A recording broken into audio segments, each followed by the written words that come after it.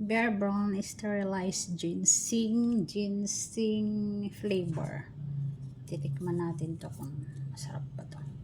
Ginseng flavor siya, dapat sterilize lang siya, plain, para sa ating ulcer. Pero since curious ako, to try natin kung anong lasa nito.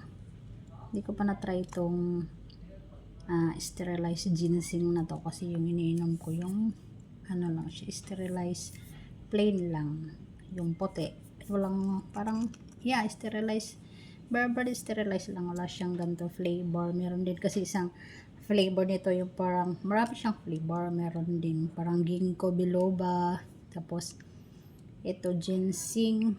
So i-try natin tong ginseng kung masarap ba, kasi kung masarap siya, ito na lang yung bibili natin next time.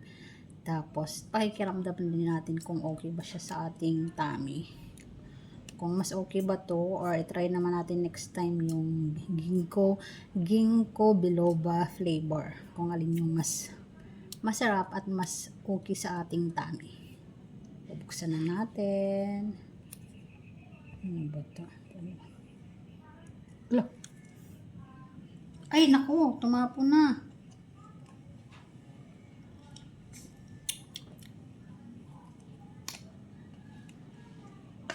Kasi bali.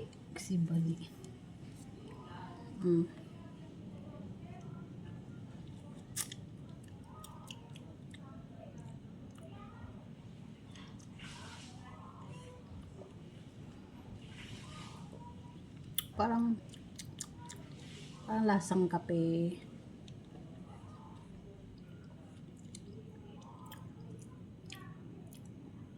Parang hindi ko mahuli yung lasa niya. Hindi ko ma-describe ng maayos kung ano eksaktong tumutulog.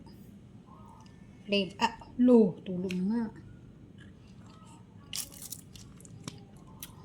Eksaktong flavor niya.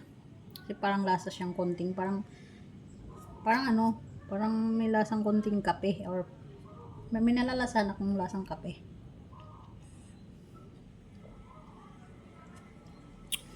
Ito yung ating tiyan, bloated. Hindi naman tayo makadumi.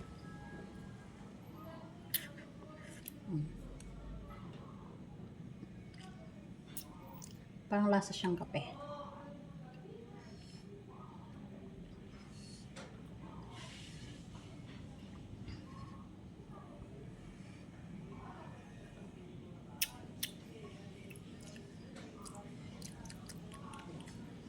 Para mas kakaiba yung taste niya.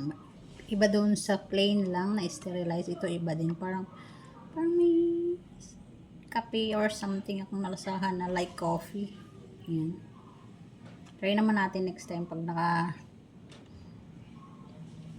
punta tayo ng 7-Eleven. Yung ano naman, ginkgo biloba naman flavor. Ngayon ang mas bet ng ating tummy.